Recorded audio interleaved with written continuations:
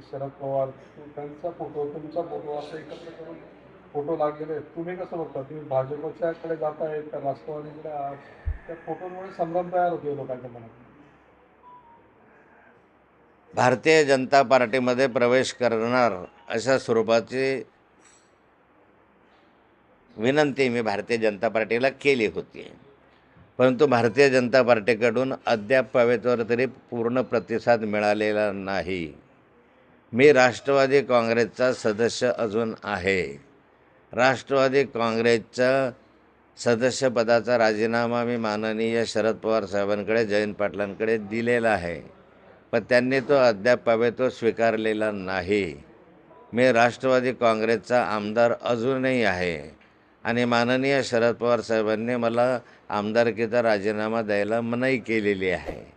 अशा स्थितीमध्ये मी आज आहे.